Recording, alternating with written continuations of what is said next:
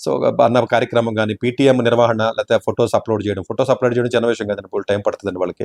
అందులో అంటే ఒక టీచర్‌ని మళ్ళీ దానికి అసైన్ చేయాలి. విలేజ్ ఎడ్యుకేషన్ రిజిస్టర్ ఉంటుందండి అప్డేట్ చేయడం గాని, ప్రోగ్రెషన్ అప్డేట్ చేయడం గాని, అకాడమిక్ క్యాలెండర్ ఉంటుందని దాన్ని సెట్ చేయడం గాని, మధ్యాహ్న భోజనం డైలీ ఆ యొక్క డేటాని అప్డేట్ చేయాలి. డైలీ చేయాలి. యూనిఫార్మ్ ఇండెంట్స్ ఉంటాయి. యూనిఫార్మ్స్ ఇండెంట్ వేయడం గాని, లేకపోతేనేమో ప్రహారీ క్లబ్స్ అప్డేట్ చేయడం, ఏర్పాట్లు చేయాలి, అప్డేట్ చేయాలండి జనరల్‌గా ప్రహారీ క్లబ్స్.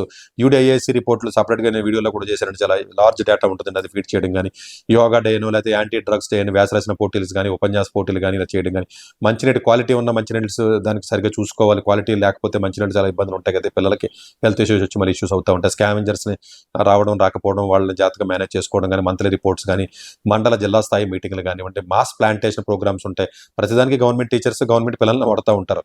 సో, అలాగే అదే ప్రైవేట్ స్కూల్స్ అని కూడా ఏమి ఉండవు కాబట్టి వాళ్ళ పొద్దున్న సాయంత్రం చదివిస్తా ఉంటారండి. సో, ఆఫ్‌కోర్స్ ఇది తప్పని నేను అనట్లేదు. బట్ డిఫరెన్స్ చెప్పడానికి ప్రయత్నం చేస్తున్నానండి. అట్లాగే ఏదైతే పేరెంట్ ఫోటోలు కూడా తీయాలండి. తీసి అప్‌లోడ్ చేయాలి. యాక్చువల్‌గా పేరెంట్ వచ్చినప్పుడు టీచర్‌తో పాటు ఫోటో తీసిరాడు. ఉడాన్ మ్యాగజైన్ అని ఉంటుందండి. దాంట్లో ఆర్టికల్స్ రాసి వాళ్ళు పబ్లిష్ చేయాలి.